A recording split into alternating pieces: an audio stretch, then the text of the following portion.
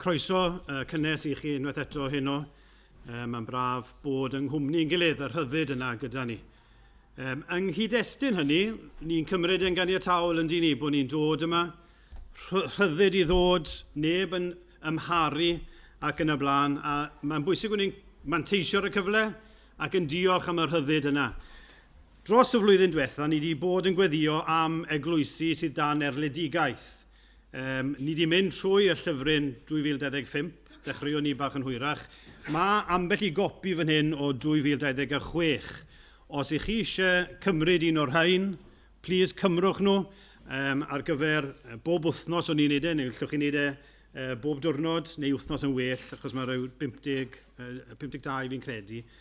Mae'n rhoi chydig o wybodaeth I chi am gwledydd sydd dan erledigaeth, Cristnogion yn cael eu herlyd. Felly bod yn gweddiau ni yn fwy pwrpasol. Mae yna gopïau fan hyn I chi cymryd os ych chi'n dymuno. A sy'n nhw gyd wedi mynd a bod chi eisiau, jyst ewch chi weld fi lle gael y fwy ohonyn nhw. Fel ni'n gweud, croeso I bawb yma ac yn ni'n eto'n diolch I Aron am ddod, Aron Treharne o'r Eglwys Penuel yng Nghaerfyrddin. Ni'n diolch am ei brodrwydd ei ddod, yn diolch am y weinidogaeth bore yma ac yn edrych ymlaen beth sydd gan Duw I ddweud wrthon ni hyn o hefyd. A fel o'n i'n sôn, mae emyr draw ym Penuel yng Nghaerfyrddin, ni'n cofio amdano fe hefyd. Ar ôl yr oedfa anogaeth I aros am baned, ac yna, fel o'n i'n gweud, o'r trefn o'r wythnos, cwrgweddi am gwarter I 8 yma yn y cefn fan hyn. Gai annog chi os chi ddim yn arfer dod, ddim wedi bod yn dod, gai annog chi I ddod, byddai'n hyfryd cael chi gyda ni. Na nos Iau, wyn eto yn esbonio emyn, cofiwch am hynny, 8 o'r gloch nos Iau. Bore di Gwener, amser paned fan hyn am 10 tan 12, ac yna bore di Sadwn, brecwas merched yn hi Dewi a Leri am 10 o'r gloch. Ac yna Sul nesaf, byddai'n arwain yn y bore, a Aled Lewis yn arwain yn y nos. Casgliad y mis yn mynd at waith mudiad Efengylaeth Cymru, a gobeithio wrthos nesaf gawn ni sôn chydig bach fwy am hynny. A wedyn rhag rhybydd, jyst I atgoffa ni fel aelodau, fel cyfeillion yr eglwys, mae dathliad y gwyl eglwys newydd, Tongwynlais a eglwys newydd mewn pythefnos. Ni'n gobeithio cael gweithgareddau yn ystod yr wythnos ac yn ar y dydd ar y maes. Felly mae yna gyfrifoldebau I ni allu ymgymryd â nhw. Dewch I weld fi, dewch I weld Lois. Mae Lois wedi anfon gwybodaeth a lle I chi roi eich enw o dan gwahanol gyfraniadau. Plis, byddwch yn ymwybodol o hynny, a hefyd bod ni'n gweddio am y peth bydd yna gysylltiadau yn cael ei gwneud. Credu dyna coeddiadau. Gadewch ni weddio gyda'n gilydd. O Dduw ein tad, ni yn diolch bod gyda ni y rhyddid I ddod ynghyd, dod yn benodol o arglwydd I daddoli di. Daddoli di yn Dduw, tad, mab ac ysbryd glân. O arglwydd, pa Dduw sydd fel tydi. O arglwydd diolch dy fod ti yn dy ras ac yn dy gariad wedi datguddio dy hun I ni. Dy fod ti di dangos I ni sut I wyt ti. Ond yn y dyddiau diwethaf hyn, I ti ddatguddio dy hun mewn mab, mewn person go iawn, yr un Duw ddyn o arglwydd. Diolch I ti am yr arglwydd Iesu Grist. Ac yn ni'n gweddio bydd yn cael y lle mae e'n ei dilyngu heno. Helpa ni o arglwydd wrth ni addoli nawr, dyr o ryw frwdfrydedd yn ein haddoliad ohono ti, a bydd yr addoliad yna rhywbeth real, bydd mewn ysbryd ac mewn gwirionedd. Bydd gyda'r rhai sydd wedi blino, bwrw ymaith bob cwsg, go arglwydd, ni'n gofyn y bydd I di yn y canol ac yn cael dy ogoneddi. Bydd gyda emyr yng Nghaerfyrddin, ni'n gweddio dy fendith arno fe, bydd gyda Aron fan hyn, o arglwydd, llwydda dy waith, achub rhywun yma heno, gogoniant Iesu Grist, a bywhan I fel dy bobl, am bod ni'n gofyn y cyfan, yn enw ac yn heiddiant yn gwaredwr annwyl Iesu Grist. Amen. Amen. Wel, mae'n fraint cael bod gyda chi eto hen. Chi wedi gadael fi mewn, so mae'n neis. Na, mae'n gret cael dod at ein gilydd ac yn bwysicach na hynny dod at yr arglwydd. a molianu'r arglwydd a clywed gair yr arglwydd. Felly weddio bydd ein calonau ni'n barod i dderbyn. Dyn ni am ganu gyda'n gilydd rhif 400 yn y llyfr Emyneb yw had y waith o arglwydd mawr dros holl derfynau'r ddeiar lawr.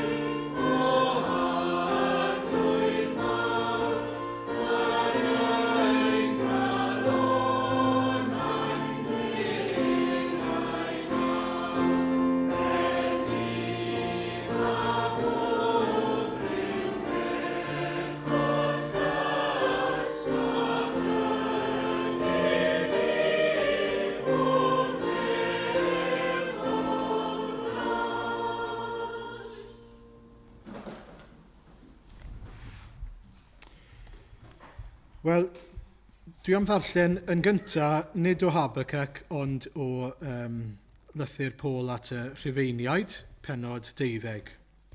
Yn dechrau gyda adnod 9. Felly Rhufeiniaid 12 adnod 9 hyd at diwedd y benod. Un harwain ni mewn gweddi ar ôl yr emyn nesaf.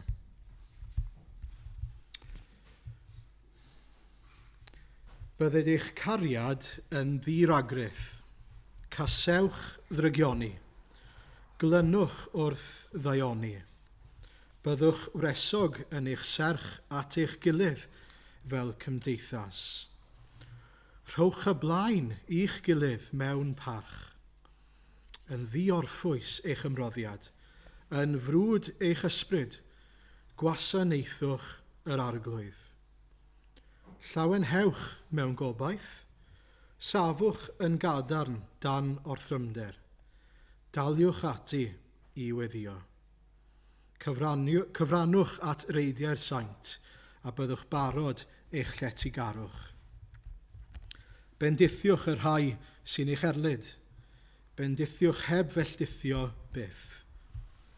Llawenhewch gyda'r rhai sy'n llawenhau ac wylwch gyda'r rhai sy'n wylo. Byddwch yn gytun ymhlith eich gilydd. Gochelwch feddyliau mawreddog, yn hytrach rhodiwch gyda'r distydl. Peidiwch a'ch cyfrif eich hunain yn ddoeth. Peidiwch a thalu drwg am ddrwg i neb. Bydded eich amcanion yn anrydeddus yng ngolwg pawb. Os yw'n bosibl, ac os yw'n dibynnu arnoch chi, daliwch mewn heddwch a phawb. Peidiwch a mynnu dial gyfeillion annwyl, ond rhowch ei gyfle i'r digofaint dwyfol, fel y mae'n ysgrifenedig. My fi piau dial, my fi a dalaf yn ôl medd yr arglwydd. Yn hytrach, os bydd delynion yn newynu, rho fwyd iddynt. Os byddant yn sychedu, rho iddynt beth i'w yfed. Os gwneud hyn, byddi'n pentyrru marwo'r poeth ar ei pennau. Paid â godded y drechu gan ddrygioni, trecha di ddrygioni a daioni. Amen. Wel, ni droi at yr ail emyn gyda'n gilydd. Emyn rhif 59 yn yr atodiad sy'n dilyn ar bapur yng Nghrist ei hun. Mae'n obaith i ef yw fy hael fy nerth fy nghan. Mae'n gongol fain, mae'n dir mor grif. Craig yw i mi mewn dŵr a tha. Newn ni sefyll i ganu.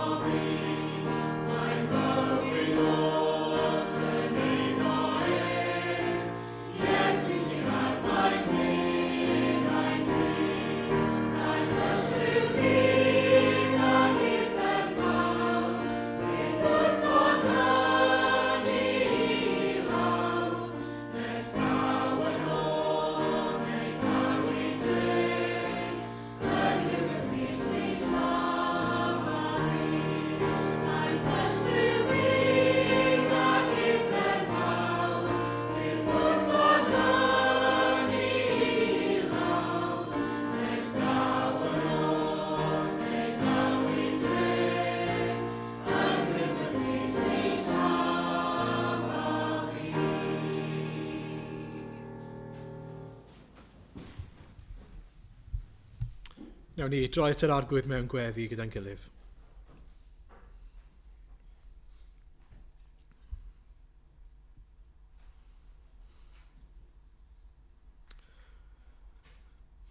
Ein tad yn y nefoedd, ni'n diolch ein bod ni'n gallu troi at y ti unwaith eto heno, Gan ddiolch i ti, dy fod ti yn ddew byw ac yn ddew sydd yn ymwneud â ni. Yn un sanctaidd yn ei deml, yn un sydd yn teyrnasu ar ei orsedd, yn un sydd yn greawdwr ac yn gynhaliwr y bydysawd, ac eto i ni'n cael galw arno ti Abba Dad. O arglwydd i ni'n llawenhau bod ni'n gallu dod yn agos ato ti eto heno, yn gwybod bod ni'n cael ein derbyn yn yr arglwydd Iesu. Nid yn ein heiddiant ein hunain, ond drwy heiddiant Crist. Ac ni'n diolch arglwydd ein bod ni wedi'n gwisgo a'i gyfiawnder ger dyfrondi heno. I ni ddim yn pledio arglwydd ein gweithredoedd ni, i ni'n pledio gwaed a chyfiawnder Iesu Grist.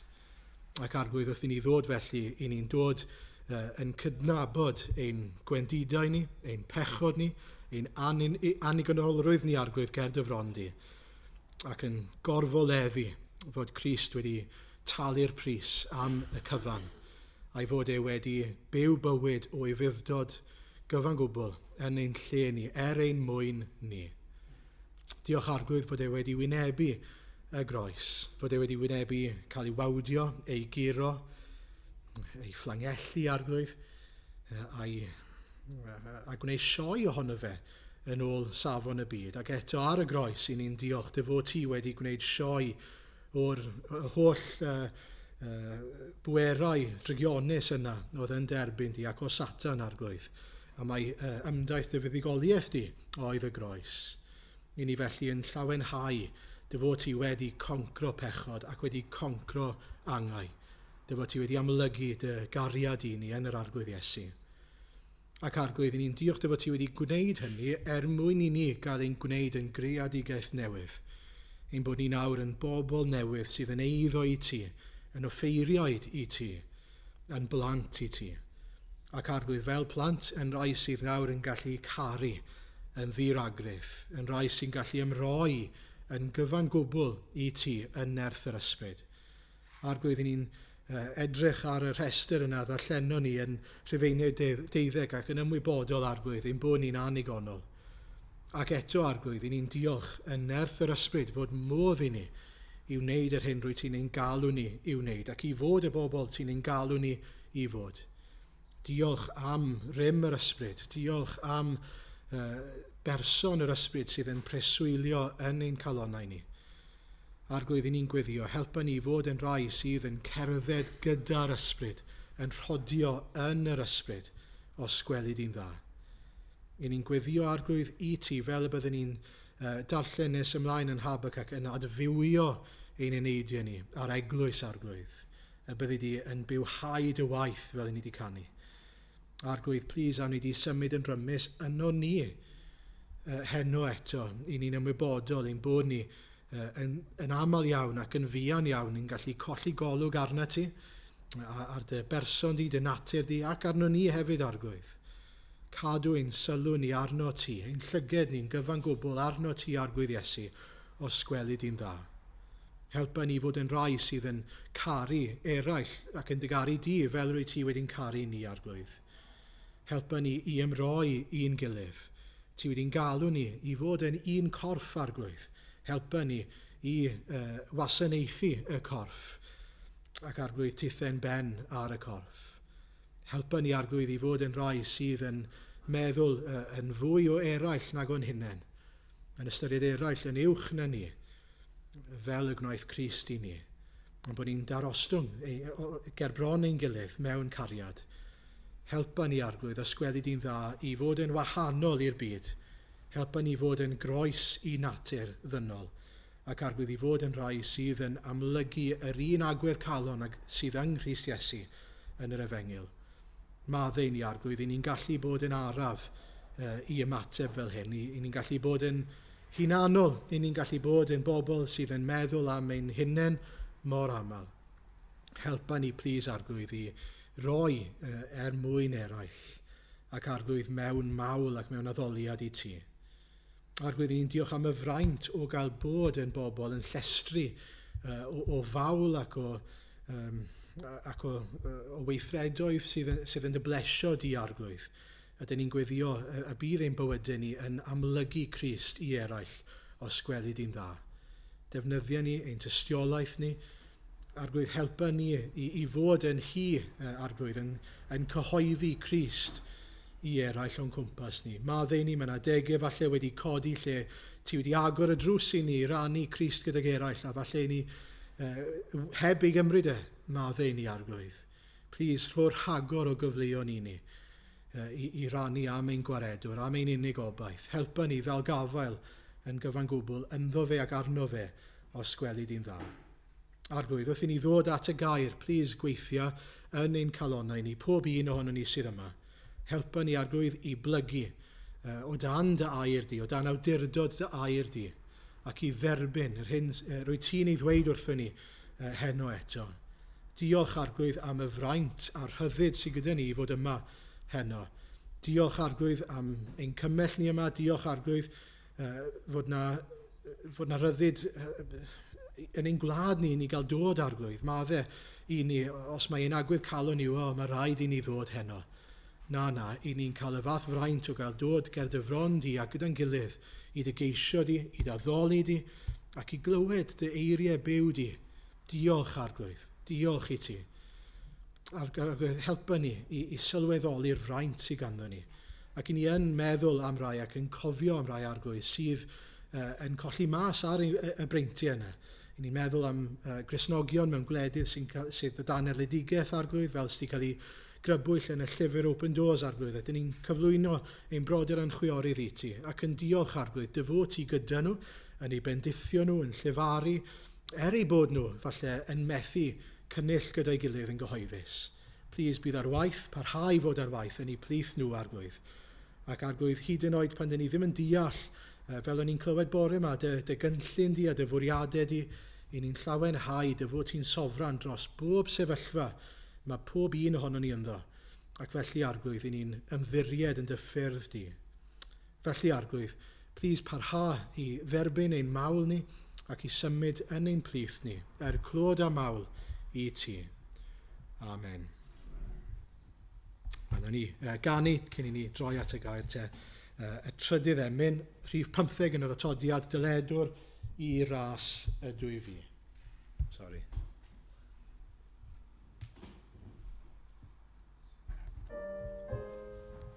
Oh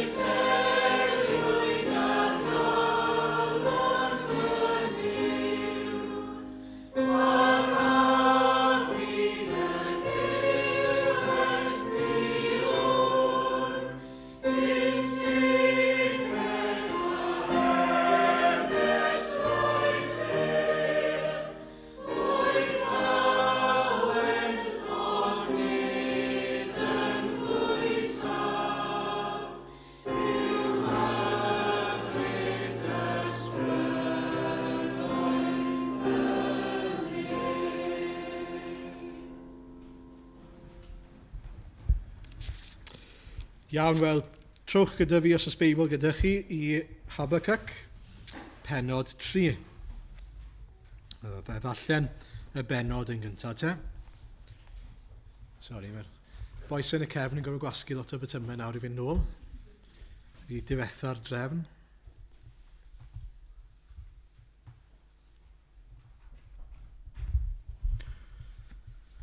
Habacuc 3.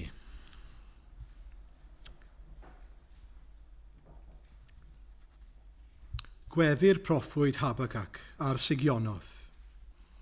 O arglwydd, clywais y sôn amdanat, a gwelais dy waith o arglwydd. Adnewyddau ef yng nghanol y blynyddoedd. Datguddiau ef yng nghanol y blynyddoedd. Ac yn dy lyd cofia drigaredd. Y mae Duw yn dyfod o teman a'r sanctaidd o fynydd Paran. Y mae ei goniant yn gorchuddio'r nefoedd a'i fawl yn llenwi'r ddeiar. Y mae ei lewyrch fel y wawr a phylydrai'n fflachio o'i law, ac yno mae cyddfan ei nerth. A haint allan o'i flaen, a daw pla allan ar ei ôl. Pan saif y mae'r ddeiar yn ysgwyd, pan edrycha gwnair cenhedloedd grynu. Rhwygyr y mynyddoedd hen a siglir y bryniau oesol, llwybrau oesol sydd ganddo. Gwelais bebyll cusan mewn helbyl a llenni tir Midian yn crynu. A wyt yn ddig wrth y dyffroedd arglwydd, a yw dy lyd yn erbyn yr afonydd ath ddicter at y môr. Pan wyt yn marchogaeth dy ferch ath gerbydau i fuddigoliaeth, y mae dy fwa wedi ei ddarparu a'r seithau'n barod i'r llunyn. Yr wyt yn hollti'r ddeiar ag afonydd, pan wel y mynyddoedd di feidir dynnu'r. Ysguba'r llifddyfroedd ymlaen, taranna'r dyfnder a chodi ei ddwylon uchel. Saif yr hael a'r lleiad yn ei lle, rhag fflachiau dy seithau cyflym, rhag llewyrch dy weiwffon ddisglair. Mewn llyd yr wyt yn camu dros y ddeiar, ac mewn dicter yn mathru cenhedloedd. Ei allan i waredu dy bobl, i waredu dy eneiniog, dryllu dir drygionus i'r llawr, a dyn oethu'r sylfaen hyd at y graig. Trywennu ath weiwffyn, bennau'r rhyfelwyr, a ddaeth fel corwynt sy'n gwasgaru fel rhain llawenhau i lyncu'r tlawd yn ddirgel. Pan sethri'r môr a'i feirch y mae dyfroedd mawrion yn ymchwyddo. Clywais unau ach yn hyrfwyd fy ymysgaroedd. Cryna fy ngweddusau gan y sŵn, daw pydredd i'm hesgyrn, a gollwng fy nhraed danaf. Disgwyliaf am i'r dydd blin wawrio ar y bobl sy'n ymosod arnom.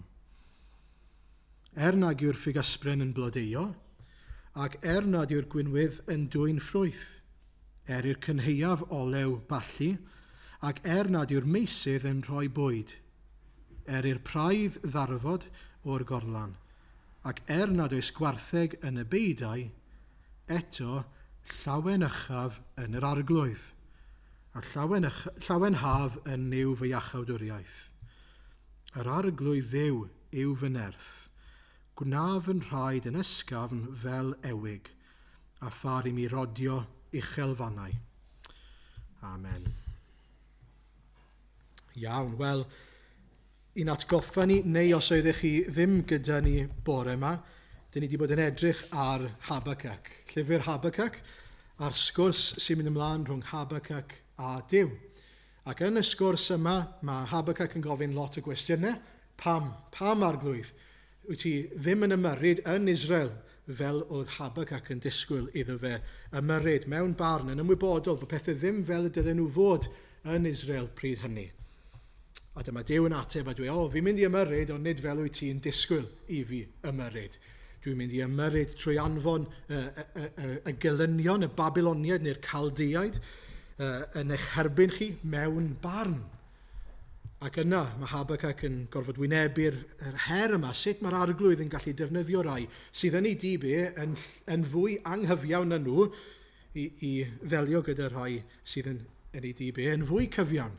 na'r gelyn wrth gwrs. Mae'r arglwydd yn dod i esbonio y bydd yn delio gyda hyd yn oed y gelyn mewn barn hefyd, ond bod y rai sydd yn gyfiawn drwy ffydd yn mynd i fyw.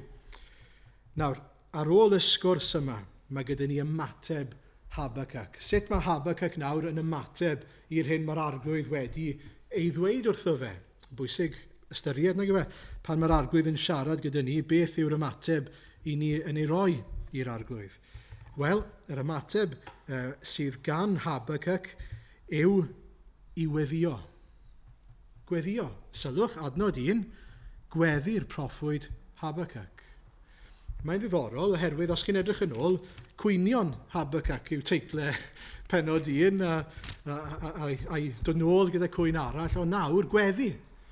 Mae Habacuc wedi cael ei symud yn ei galon o fod yn un sydd yn gwynwr i un sydd yn weddiwr. Gallech chi ddadle fod y gwyn yn weddi, mae'n siarad gyda'r arglwydd. Ond y pwynt fan hyn yw, mae yna shift wedi bod yn ei galon e. Mae wedi newid agwedd. Dyw e ddim nawr yn dod i gwestiynu, mae e'n dod i geisio yr arglwydd. Mae e'n dod i addoli yr arglwydd byddwn ni'n dod i weld. Mae e'n dod i ymhyfrydu ac i lawenhau yn yr arglwydd. Ac felly, beth yw swydd Habacuc nawr? Wel, un, i ymddiried yn yr arglwydd ei hun. Mae'r arglwydd wedi rhoi ateb iddo fe. Ydy yn mynd i bwyso ar yr hyn mae'r arglwydd wedi dweud wrtho fe. Ond yn ail, mae hefyd, os chi'n sylwi yn y Beibl, ym Mhenod 3, mae yna eiriau od yn dod bob hyn a hyn, sela. Chi'n gyfarwydd â hynny, pause, stop fach. Mae hefyd yn dweud ar y diwedd i'r cyfarwyddwr gyda'r offer yna i llunynol. Mae'r benod yma'n gan. Can yw i. Can yw chanu.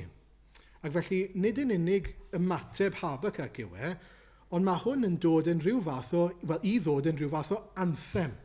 Yn gan, i'r Israeliad i'w ganu, i ddatgan, ei bod nhw'n pwyso ar addewidion yr arglwydd, ac ar yr arglwydd i weithio. A fel un sydd yn broffwyd, ei gyfrifoldeb wrth gwrs yw i annog eraill, i ymuno yn y gan. Ymunwch gyda fi yn canu'r gan yma, i weddio gyda fi. Dyma mae'r arglwydd wedi ei ddatguddio, dewch ac ymateb a gwrando ac i ymddiried yn yr arglwydd. A felly beth sydd nawr ar galon Habacuc fan hyn?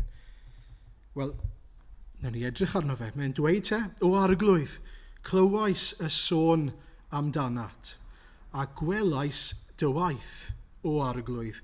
Neu, os wnewch chi sylwi falle yn eich footnotes chi, ofnais dy waith. Ofnais dy waith o arglwydd. Adnewydda ef yng nghanol y blynyddoedd, a datguddio ef yng nghanol y blynyddoedd.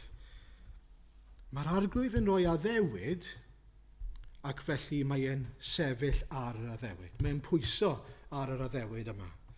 Mae'r arglwydd wedi dweud y bydd yn gweithio, y bydd e'n symud, a dyw e ddim yn cymryd hynny'n ganiataol, mae nawr yn ceisio'r arglwydd a ran ei bobl i wadfywio nhw. Mae'n ymwybodol, mae angen i'r arglwydd i symud. Fel mae'r arglwydd wedi symud yn y gorffennol, yng nghalonau pobl Israel. Mae'n helpu ni, nag yw e, pan i chi'n gallu edrych yn ôl, ac gobeithio bod chi'n gwneud hyn weithio, edrych yn ôl ar sut mae'r arglwydd wedi gweithio yn y gorffennol, mwyn cael deall a gweld, dyma beth mae'r arglwydd yn abl i'w wneud. Ac yna ni'n gallu gweddio, a mae sawl un yn wneud yn yr Hen Testament, fel y gwnes di fan hyn a fan draw, please aneud i weithio eto. Please, yn yr un ffordd y ti wedi gweithio fyna, nid i weithio fan hyn nawr. A mae'n debyg fod Habacuc yn un o'r bobl yna wedi profi Israel fel cenedl oedd yn addoli'r arglwydd, yn ceisio'r arglwydd, ond wedi gweld y dirywiad yma yn digwydd. A mae'n gweud, os chi'n sylwi, yng nghanol y blynyddoedd. Yn y dyddiau yma, hynny yw, nawr. Mor gret yw e i glywed am ddiwygiad ac am y dyddiau a fi lle oedd yr arglwydd ar waith mewn ffordd grymus a pobl yn byw mewn i fuddod i'r arglwydd, mae Habacuc yn gwybod ond mae eisiau'r arglwydd i weithio nawr. Dyw clywed am y diwygiad ddim yn golygu bod ni'n profi'r diwygiad nawr, yw e? Mae hwnna'n bwysig, nag yw e? Fod peidiwch yng nghamddeall, mae'n gret i edrych yn ôl ac i gael ein sbardino, ein hanog ac i weddio fel y gwnes ti pryd hynny, plis gwna nawr. Ond mae'n bwysig bod ni ddim yn rhyw fath o byw ar y gorffennol ac ar fendithion y gorffennol. I ni angen profi nawr. A mae'n dweud, adnewyddau ef yng nghanol y blynyddoedd. Datguddiau ef yng nghanol y blynyddoedd.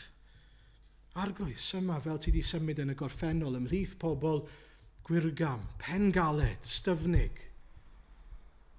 Mae'n ceisio'r arglwydd ar ran ei bobl. Mae'n gwybod dyw'r genedl ddim lle dylen nhw fod. A nag yw'n fendigedig, gallai Habacuc fod wedi gweud, wel, dwi'n ymddiried yn yr arglwydd trwy ffydd, felly dwi'n okay. A mae peryg i ni fod fel hyn. Ond dwi'n saff, dwi'n gwybod, dwi'n trysto yn addewidion yr arglwydd. Dwi'n gwybod bod fi'n gyfiawn trwy ffydd. So dwi'n okay. Ond rhan o'r baich mae Habacuc wedi derbyn yw am fy nghobl. A beth am dy bobl arglwydd? Adnewydda dy waith, syma arglwydd, bendithia arglwydd. Yn yr un ffordd, dyn ni'n gweddio y bydd yr arglwydd beth yn gadael i ni i fodloni gyda dweud, ond dwi'n okay. Dim ond bod fi'n okay. Ond ein bod ni'n deall na, mae'r arglwydd yn dymuno fod eraill yn dod i glywed. Mae pobl sydd angen ei hachub. Mae yna golledig i ddod i mewn eto. A mae'n bwysig yn bod ni eto te'n gweddio am, fel ni'n sôn bore yma, am faich neu yn ceisio'r arglwydd yn ein beichiau ni dros y golledig, dros yr arglwydd mewn gwirionedd ar yr arglwydd i weithio yn rymus. A mae'n gweddio rhywbeth diddorol nag yw e, yn dy lyd cofia drigaredd. Mae'n pwynt o mas, dyw e ddim yn honni o gwbl fod yr Israeliad yn heiddi hynny. Na beth yw trigaredd efe. Mae gras yn un peth sef fod yr arglwydd yn hael yn rhoi pan dyn ni wedi gwneud yn byd i heiddi, ond trigaredd yw bod e'n trin ni fel dyn ni ddim yn heiddi, hynny yw bod e ddim yn cosbi, bod e ddim yn dinistrio fel mae'n deilwng o wneud. A dyna beth mae'r shift yma wedi gwneud i Habacuc, mae wedi dod i weld, mae eisiau trigaredd ar ei bobl e. Dyw ddim yn ystyried nhw'n gyfiawn bellach, maen nhw'n anghyfiawn ac angen troi mewn ffydd at yr arglwydd. Yn awr mae'n ceisio trigaredd yr arglwydd. Yn yr un ffordd, i ni ddim yn honni o gwbl i ni bod ni'n bobl sydd yn heiddi ffafr yr arglwydd. A fod eraill yn heiddi ffafr yr arglwydd. I ni gyd yn rai sydd yn heiddi llyd yr arglwydd. Ac eto i ni'n gallu gweddio yn dy lyd cofia trigaredd. A chi hyfryd yw e bod ni'n gwybod bod ein arglwydd ni yn dduw trigaredd. Fod e'n dymuno trigarhau. Nid rhyw ddew oeraidd yw e. Nid rhyw ddew sydd yn chwilio am gyfleoedd i daro i lawr ac i ddinistrio. Dwi'n gwneud fendigedig bod ni'n dod at dad sydd yn dymuno achub, sydd yn amyneddgar am ei fod e heb orffen achub eto. Beth mae'n dweud yn Pedr. Ydy ni felly'n pwyso ar yr arglwydd ac yn ceisio'r arglwydd. Eto fel o'n i'n gweld bore yma, yn ôl ei amser wrth gwrs, ei amser i fe. Ond ein bod ni ar yr un pryd yn ceisio trigaredd yr arglwydd. Nawr o adnod 3 ymlaen, mae'n newid agwedd chydig bach. Mae'n sôn nawr am, a fi'n ôl tam bach mewn gwirion, mae'n parhau i ganu'r gan fel petai. Mae'n rhan o'r gan, ond mae yna newid yn thema'r weddi os liciwch chi. A mae e fel gweledigaeth. Mae fel petai yn gweld...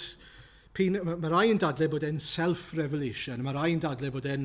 mae e'n sôn nawr am beth mae e newydd glywed gan yr arglwydd. beth bynnag yw yr hyn sydd o'n blaen ni, darlun yw e. Darlun yw e o ddydd pan fydd yr arglwydd yn dod ac yn achub ei bobl ac yn dod â barn ar y gelyn. A mae'n dechrau gyda mae Duw yn dyfod o teman a'r sanctaidd o fynydd Paran. Eto, dyw hynny falle ddim yn golygu lot i ni, ond os byddech chi'n troi i Barnwyr 5 a Deuteronomium 33, byddech chi'n dod i weld cyfeiriadau at y ddau le yna mewn gwirionedd, Edom sef Teman a mynydd Paran. A'r pwynt fyna yw fod Duw wedi amlygu ei hunan i'r Israeliaid a'r fynydd Sinai enghraifft, a wedyn i harwain nhw i wlad yr addewid, wedi harwain nhw draw. Barnwyr 5, adnod 4, o arglwydd pan eithost allan o Seir ac ymdeithio o faes Edom, fe grynodd y ddeiar, glawiodd y nefoedd, ac yr oedd cymylau hefyd yn diferu dŵr. A wedyn Deuteronomium 33, cododd yr arglwydd o Sinai, gwawriodd arnynt o Seir, disgleiriodd o fynydd Paran, a dod am myrddionau o Cades o'r de o lethrau'r mynyddoedd. A felly mae'n cael y darlun yma fel y gnath yr arglwydd pryd hynny yn dod at ei bobl i'w harwain nhw mas i ddiogelu, i achubiaeth unwaith eto. Mae'r arglwydd yn dod hynny yw. Dyna'r darlun sy'n cael ei roi i ni. A nid yn unig hynny, wrth gwrs, sut mae e'n dod? Wel, mae'n dod yn llawn gogoniant. Mae'n dweud y mae ei ogoniant yn gorchuddio'r nefoedd, ei fawl yn llenwi'r ddeiar, a mae ei lewyrch fel y wawr adnod 4, a phelydau'n fflachio o'i law. A haint allan o'i flaen, daw pla allan ar ei ôl. A chi'n sylwi, dau beth, mae'n amlygu ei nerth a'i ogoniant ar un llaw, ac ar yr un pryd mae'n dangos ei farnau. Ar yr un pryd. Nid un heb y llall, ond y ddau gyda'i gilydd. A'r darlun sydd gyda ni yw, mae'r arglwydd yn dod, mae agoniant yn cael ei amlygu, mae'n mynd i achub ei eneiniog, mae'n dweud wrthyn ni, nes ymlaen, yn adnod 13, ei allan i waredu dy bobl, i waredu dy eneiniog. Ac ar yr un pryd eto wedyn, dryllu dir drygionus i'r llawr, a dinoethu'r sylfaen hyd at y graig. Chi'n sylwi ar y darlun? Ar yr un pryd mae'r arglwydd yn barnu ac yn achub. Mae'n dweud hefyd bod y ddeiar yn mynd i grynu fan hyn, bod y dyfroedd fel petai yn mynd i gael ei gwasgaru a bod mwy o afonydd yn mynd i ymddangos, bod y tir yn mynd i dorri. Mae'n graffig, mae'n trio amlygu difrifoldeb. Duw yn dod mewn grym ac yn amlygu ei hunan. Ac y darlun, mae'n amlwg yn pwyntio at y dydd pan fydd yr arglwydd yn dod i achub ei bobl o afael Babylon. Dyna'r darlun i Habacuc, ynddo fe. Bod mae'n canu nawr, mae yna ddydd yn dod. Mae yna ddydd yn dod. A mae'r arglwydd yn mynd i ddod mewn grym. A mae'n mynd i ddod a mae'n mynd i ddinistrio'r gelyn. A cofiwch nawr, dyn nhw ddim yna eto. Dyn nhw ddim wedi cyrraedd y pwynt, dyn nhw ddim wedi cael eu cymryd i'r geithglyd eto, ac eto dyma'r gân mae'n canu. Byddwn ni'n meddwl, bydde lot o bobl wedi edrych ar Habacuc a meddwl, beth sy'n bod yn ti? Pam wyt ti'n canu am y dydd fydd yn dod pan fydd pan fydd yr arglwydd yn dod i'n hachub ni o afael y Babyloniaid? Dyn ni fan hyn, ni'n joio ein eilynoddoliaeth yn Israel, beth sy'n bod yn ti? Ond oedd e'n canu mwyn proffwydo ac mwyn dweud, fi'n gwbl sicr, fi'n ymddiried, fi'n pwyso fod yr arglwydd yn dweud y gwir ac yn gwbl iawn yn dweud, wrth gwrs, mae dydd yn mynd i ddod. A dyma sydd yn digwydd, mae'r gân yn cael ei roi ar ei galon. A mae'r gân yn cael ei roi mas i bobl eraill i allu canu hefyd wrth gwrs. Ac yn y gân yma, mae'n datguddio, mae'n datgan lot nag yw e, mae'n datgan grym yr arglwydd dros bawb a phopeth. Mae'n datgan fod yr arglwydd yn gyfiawn mewn barn ac yn un sydd yn achub y rhai sydd yn ymddiried ynddo fe, ei eneiniog. Mae wrth i fodd, yn edrych ar y sefyllfa yma, ac eto mae'n dweud wrthyn ni fod y sefyllfa yma yn un difrifol, yn un sydd yn ddigon i achosi rhywun grynu. Achos, sy'n gwybod sylwch chi, ond o adnod 16 ymlaen, mae'r darlun yn dod i ben. A i ni'n cael ymateb Habacuc i'r reality y sefyllfa te, y gan yma, y weledigaeth mae wedi cael. Clywais unai, ach yn hyrfwyd fy ymysgaroedd. Reit tu fewn, yn fy esgyrn fel petai, yw hwnna, guts. Cryna fy ngwefusau gan y sŵn, daw pydredd i'm hesgyrn, a gollwng fy nrhaid danaf. Disgwyliaf am i'r dydd blin wawrio ar y bobl sy'n ymosod arnom. Mae wedi dod nawr, os ewch chi eto nôl, adnod 2 o Habacuc 1. Am ba hyd arglwydd, am ba hyd. Beth mae'n datgan nawr mewn mawl i'r arglwydd? Disgwyliaf. Disgwyliaf. Dwi'n ymddiried yn yr arglwydd, dwi'n ymddiried yn ei ffyrdd e. Dwi'n pwyso ac yn aros arno fe i weithredu yn ôl ei ewyllus e. Nid fe ewyllus i, arglwydd ond ewyllus di. Nid fy amseru i arglwydd ond amseru di. Mae wedi dod i weld mawredd yr arglwydd. Yn yr hyn mae'r arglwydd yn ei wneud o'i flanau trwy'r weledigaeth yma. Mae'n ddigon i'w gynhyrfu fe, i'w esgyrn beth mae wedi gweld fan hyn. Ac yn yr un ffordd, mae eisiau bod ni'n gweddio wrth i ni ddarllen y gair, wrth i ni gwrdd ar arglwydd, ein bod ni'n dod i weld gogoniant a grym a mawredd yr arglwydd. Fel bod gyda ni barchedig ofn. Fel ein bod ni hefyd ddim yn meddwl bod ni ar yr un lefel ar arglwydd, ond bod ni'n edrych lan. Bod ni'n plygu gerbron yr arglwydd. A bod ni hefyd ddim yn dod ac yn dweud am ba hyd arglwydd, ond yn hytrach bod ni'n dweud disgwyliaf. Dwi'n aros, dwi'n ceisio'r arglwydd ac yn ceisio trigaredd yr arglwydd, ond nid fy amseru i, ond amseru di arglwydd. Mae'n ddiddorol, nag yw e, pan mae pobl yn dod i brofi'r arglwydd yn yr ysgrythur, pryd pobl fel Eseia yn gweld yr arglwydd ar ei orsedd. Chi'n cofio hwnna, penod 6 o Eseia. Seimon Pedr yn dod i weld gogoniant yr arglwydd Iesu yn y cwch, os chi'n cofio. Beth yw ymateb pob un ohonyn nhw? Chi'n cofio? Cerodd i wrthau arglwydd, achos dwi'n ddyn am hir. Dwi'n bechadur, mae Seimon Pedr yn dweud. Neu, dwi'n ddyn y gwefusau am hir, mae Eseia yn dweud. Maen nhw'n dod i weld eu cyflwr eu hunan, eu bod nhw'n yneb gerbron yr arglwydd, ac yn gweld mawredd a sancteiddrwydd, perfeithrwydd yr arglwydd. Gweddiwch y byddwn ni yn gweld ein gwir gyflwr ni wrth i ni weld mawredd a gogoniant yr arglwydd.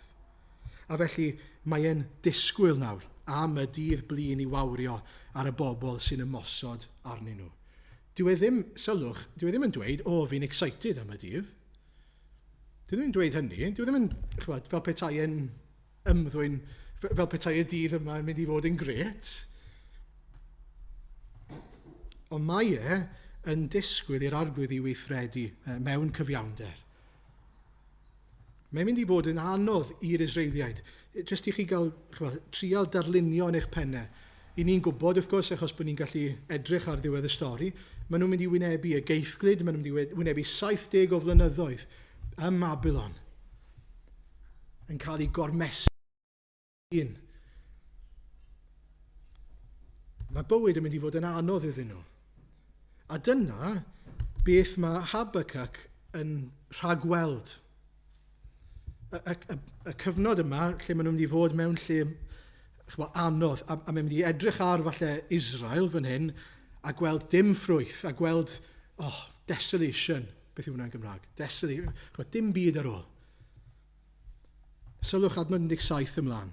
Nad yw'r ffigysbren yn blodeio, ac nad yw'r gwynwydd yn dwy'n ffrwyth, i'r cynheuaf olew balli, ac nad yw'r meisydd yn rhoi bwyd, ac i'r praidd ddarfod o'r gorlan, ac nad oes gwartheg yn y beidau. Dyna mae'n dweud. Neu stopo fyna'n funud. Mae'n dweud, wrth edrych ar Israel ac edrych ar beth sydd gyda nhw nawr. Dim ffrwyth, dim gwartheg, dim bywyd, dim llwyddiant. Mae'r cyfan wedi cael ei dynnu oddi wrthyn nhw. Oherwydd bod nhw wedi ymhyfrydu yn y pethau yna. Oherwydd bod nhw wedi addoli'r pethau yna. Mae'r arglwydd wedi tynnu nhw i ffwrdd. Yn gyfan gwbl. Ond hynny, beth mae Habacuc yn dweud. Eto, llawen uchaf yn yr arglwydd, a llawen haf yn niw fy iachawdwriaeth. Yr arglwydd yw fy nerth, Gwnaf yn rhaid yn ysgafn fel ewig, a phar i mi rodio uchelfannau. Be mae Habacuc yn dweud te? Wel, dwi ddim yn mynd i ymhyfrydu yn y pethau yna. Nid y pethau yna yw fy niw i, yr arglwydd yw fy niw i, yr arglwydd yw fy nerth i. Mae'r arglwydd yn mynd i dynnu'r holl bethau yna i ffwrdd, ond mae'r arglwydd ei hun yn mynd i fod yn noddfa i fi. Mae'r arglwydd ei hun yn mynd i fod gyda fi ac yn mynd i ddod i'n hachub ni, mynd i fod yn bopeth sydd ei angen arno ni ym Babylon. Mae'n dweud hynny yn Ezekiel. Bod e'n mynd i fod gyda nhw yn y geithglyd, bod e ddim yn mynd i'w gadael nhw, a mae bwrpas yw nid yw dinistrio nhw, ond yw puro nhw ac yw hadfer nhw ym Babylon. Ac felly mae e'n ymhyfrydu nid yn ei amgylchiadau, ond yn yr arglwydd sy'n gallu defnyddio pob amgylchiad. Sydd yn defnyddio pob amgylchiad i gyflawni ei bwrpasau perffaith. A mae hwnna'n codi cwestiwn i ni, nag yw e? Beth i ni'n ymhyfrydu ynddo? Beth yw ein can ni? Beth i ni'n llawenhau ynddo fe? Ydyn ni'n llawenhau yn y pethau mae'r arglwydd yn ei roi i ni? A'i dyna'n Duw ni? Ydyn ni'n hapus ac yn fodlon cyhyd y bod gyda ni y pethau mae Duw wedi roi i ni? Petai'r arglwydd yn ei cymryd nhw i ffwrdd, a fydden ni'n parhau i lawenhau?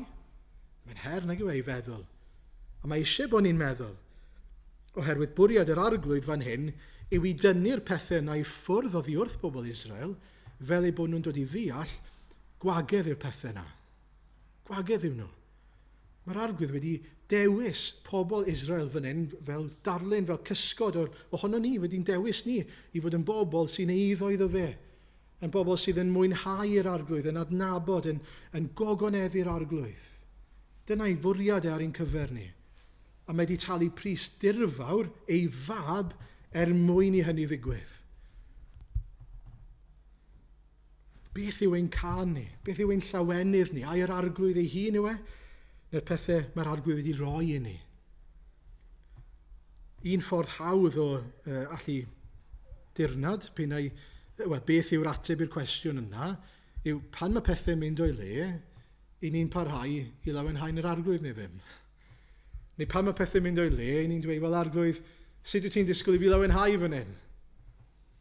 Pan mae'r arglwydd yn cymryd pethau i ffwrdd oddi wrthyn ni, ydyn ni'n dal i lawenhau yn yr arglwydd? Nath e ddysgu hynny i Job, ynddo fe? Pan mae'r arglwydd yn rhoi, gret, diolch arglwydd, ti mor dda. Ond pan mae'r arglwydd yn cymryd i ffwrdd, ydyn ni dal yn dweud, arglwydd, rwy ti mor dda.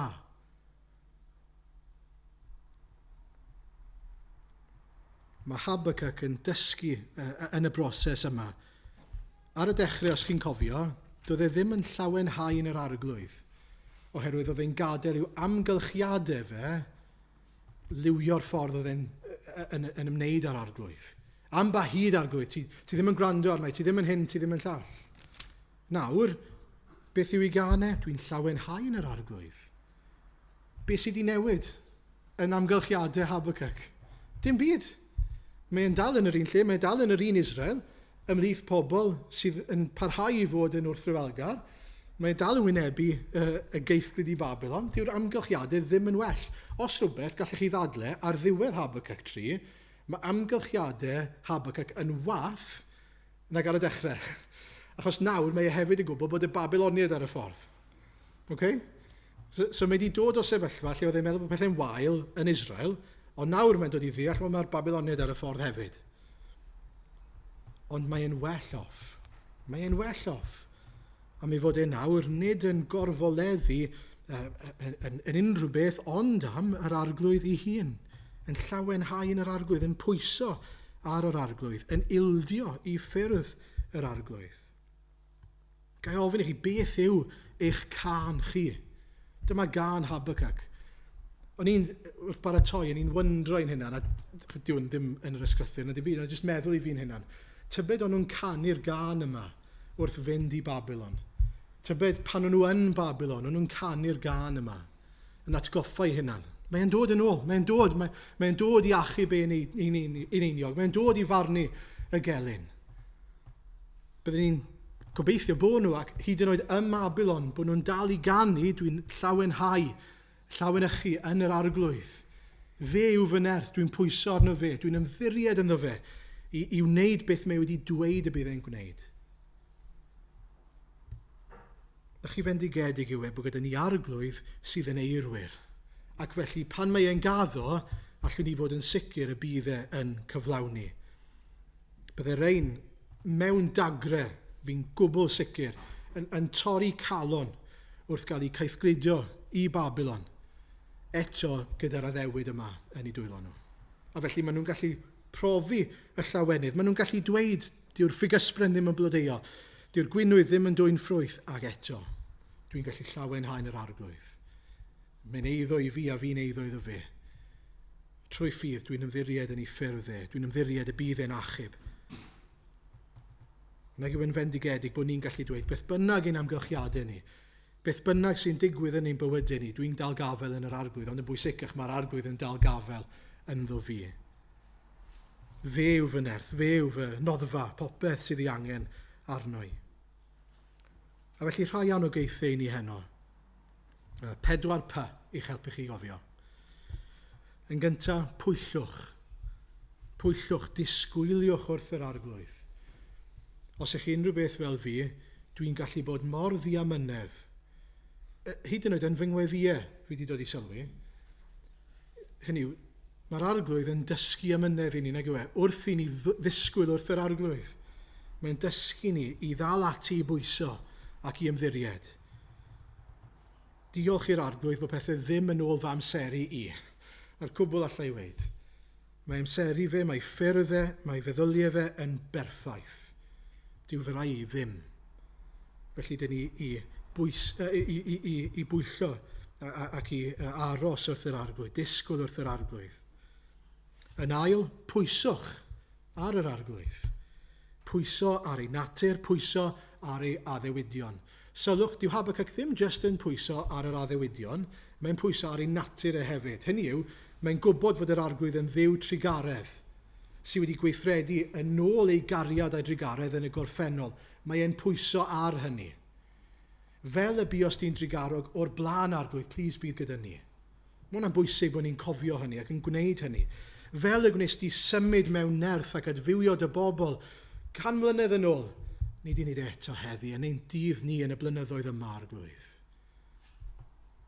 Pwyso ar yr arglwydd. Dod i ddeall heb fod yr arglwydd yn symud i ni'n... does dim gobaith i ni. Y drydydd, profwch yr heddwch a'r llawenydd sydd ar gael o fod yn ddiogel yn nwylo'r arglwydd. Dychmygwch, sa'n gwybod os chi wedi sylwi, oedd y gwahaniaeth rhwng Habacuc ar y dechrau a'r diwedd. Mae yna wir anxiety yn perthyn i Habacuc ar y dechrau, yn does e? Mae'n ofni, dwi ddim yn gwybod beth sy'n digwydd, beth sy'n mynd mlaen. Ar y diwedd, mae yna heddwch yna. Mae'n gwybod, eto, dyw'r amgylchiadau ddim wedi newid. Ac eto, dwi'n iawn. Dwi'n oce. Mae'r arglwydd o'm rhaid i. Dwi'n llawenychu yn yr arglwydd. Yr arglwydd yw fy nerth. A mae'n amlygu'r rhyddid yna sydd ganddo fe. Gwnaf yn rhaid yn ysgafn fel ewig a pharu mi rodio uchelfannau fel rhyw fath o anifal sionc yn gallu neidio'n hyfryd ar ryw fynydd rhywle ar yr uchelfannau. Hynny yw, dyw ddim yn trydjo trwy fywyd i'w darlun fyna. Dyw ddim yn fel rhyw fywch mewn mwd trwm. Mae'n sbonc. Mae'n joio. A darlun yw bod gyda fe'r fath ryddid nawr. Mae'r rhyddid yn dod o wybod ein bod ni'n ddiogel yn yr arglwydd. Bod dim rhaid i ni boeni am y fori, bod dim rhaid i ni boeni am ein amgylchiadau ni. Mae'r arglwydd wrth y lliw sy'n eisiau ni boeni am hynny. Ydych chi wedi profi'r heddwch dofn yna? Yn bedwerydd, plediwch. Plediwch ar yr arglwydd. Oedd e'n taro fi. Mae'r arglwydd wedi siarad ar o'i sicrwydd i Habacuc ac eto mae e'n ceisio'r arglwydd ar ran ei bobl. Please, bywhad y waith, adfywiad y bobl. Mae'n hawdd i ni syrthio i'r un math o trap fi'n credu, pan i ni'n ymwybodol y bydd mae'r arglwydd yn amyneddgar yn dod â rhai mae wedi ethol ato fe ei hunan. O na fe, te allwn ni ystyn ôl yn neud yn byd. Na, plediwch ar yr arglwydd, ar ran y bobl. Mae'r arglwydd yn dymuno ac yn ein beichio ni dros y bobl yma. Ac jyst yn olaf yn sydyn iawn, mae'r weledigaeth yma yn enwedig o adnod 3 ymlaen yn ein pwyntio ni at rhywbeth mwy na jyst pan mae'r Babyloniaid yn mynd i gael ei dinistrio a'r Israeliad yn dod nôl ar ôl y geithglyd. Mae'n darlunio dydd lle mae'r arglwydd yn mynd i ddod mewn grym. Mae'r ddeiar yn mynd i ysgwyd a mae'r arglwydd yn mynd i dywall ei lyd ac yn mynd i achub ein einiog fel yn ni'n dweud. A mae'n ddiddorol, mae yna lot o'r pethau sydd yn cael ei sôn amdano fan hyn hefyd yn cael ei crybwyll yn datguddiad. Ac yn enwedig datguddiad 16. Dwi'n ddarllen jyst rhai adnodau i ni. Datguddiad 16 adnod 17 ymlaen.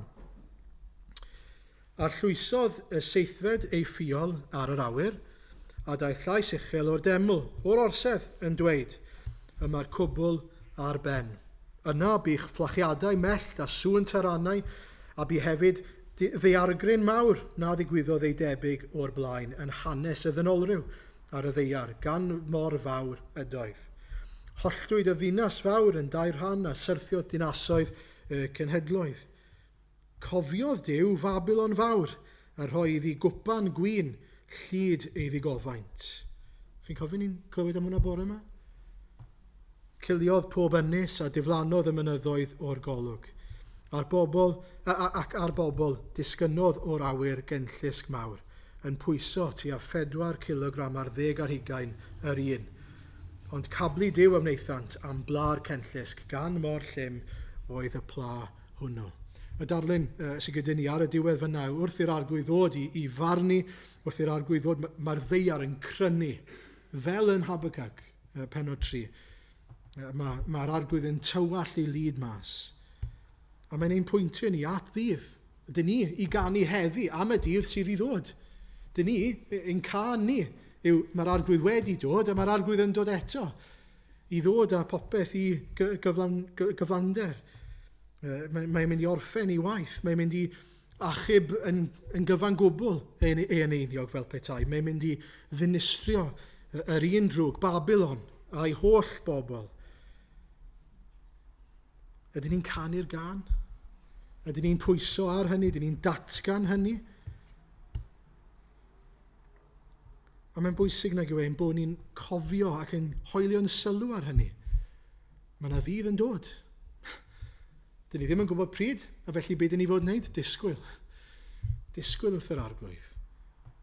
Ond disgwyl, ac wrth i ni ddisgwyl, gweddio yn dy lyd cofio drigaredd.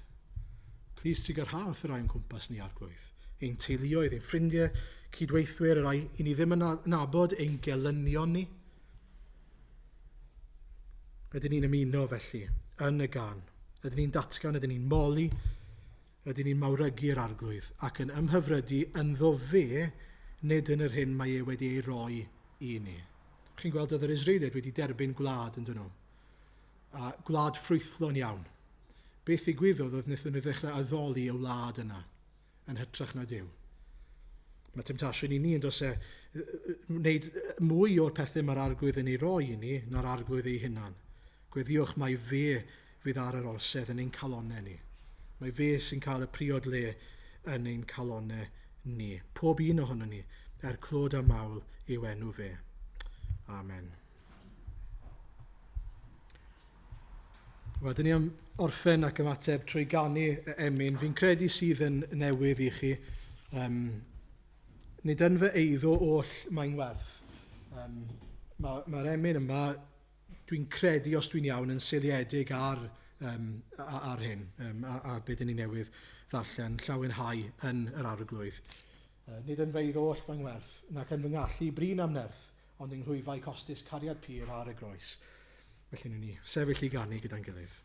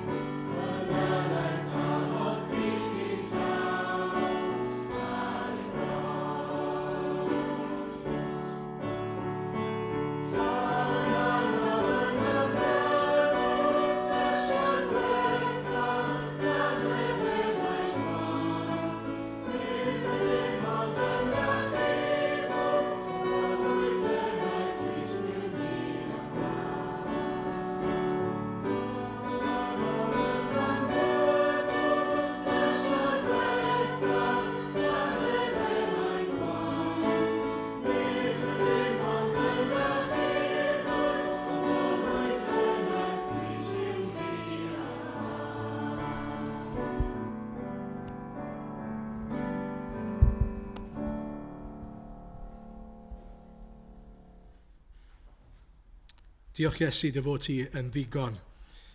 Dy fod ti'n llawer mwy na'r byd. Diolch Arglwydd dy fod ti yn bodloni ein uneidiau ni. Arglwydd helpa ni i ymddiried ac i ymhyfrydu yno ti ac yno ti yn unig. Arglwydd ni'n gweddio helpa ni i beidio a gwneud eilunod o bethau sydd ddim yn deilwng o fod yn y lle canolog yna yn arglwydd yn ein bywydau ni. Arglwydd helpa ni felly i ymddiried yn llwyr yno ti, i ymhyfrydu a llawenhau yno ti, nid ein amgylchiadau ni. Ni'n gweddio Arglwydd dros rai yn enwedig, falle ni'n plith ni neu rhaid ni'n adnabod sydd yn wynebu amgylchiadau anodd ar hyn o bryd. Arglwydd helpa nhw i lawenhau yno ti, gweitha yr amgylchiadau yna gan wybod Arglwydd fod y addewidion di yn sefyll beth bynnag yr amgylchiad. A diolch Arglwydd ein bod ni yn gallu bod yn gwbl sicr felly, fod na ddim byd yn gallu dod rhyngo ni a ti, Arglwydd, dy fod ti yn ein dal ni yn dyn, a fod dim byd yn gallu'n gwahanu ni o ddiwrthgariad Crist yno ti. Felly Arglwydd, derbyn pob mawl, pob diolch, bendithio ni, bydd gyda ni nawr, a parhau i weithio yn ein calonau ni wrth i ni adael os gwelid i'n dda, mwyn Crist Iesu. Amen.